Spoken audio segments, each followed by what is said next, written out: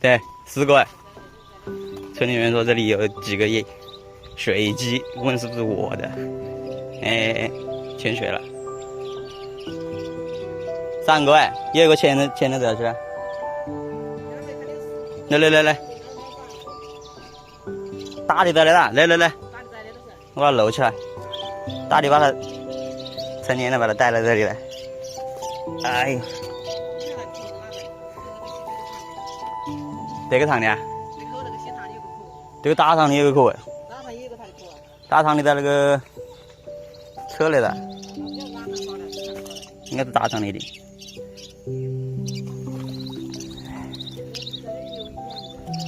起来不了，大的把它带到这里面来了啊！潜水了，哎，潜水耶！来，落河，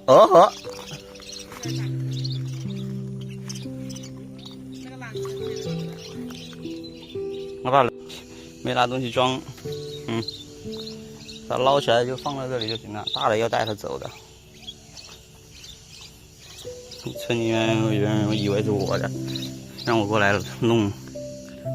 我的水鸡确实跑了几个，但比这大好多。过2天我要放生，拜拜啦，捞到了5个4个，走吧，跑吧，你傻？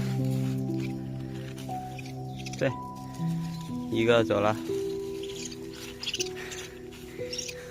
村里人都看到这里有，都以为是我的。我刚刚在，哎呦，我的很大来了，没这么小。这里有成鸟，直接把它放在这里就行了。它的窝就在我那个经常遛鸟那个鱼塘里面，很小的。等会大的会来就把它引走了。这个大一点。好，拜拜。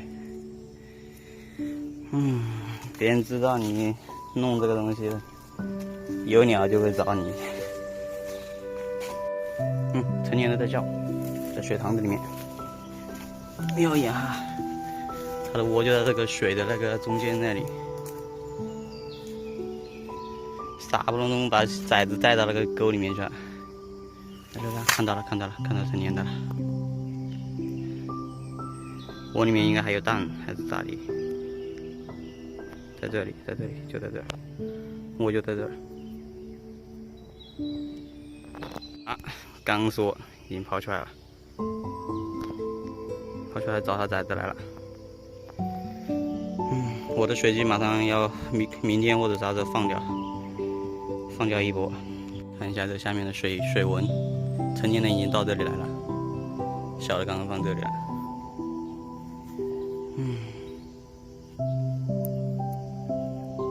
他刚刚带的2个应该就是那啥，没有掉下去的，掉下去的应该还在这儿，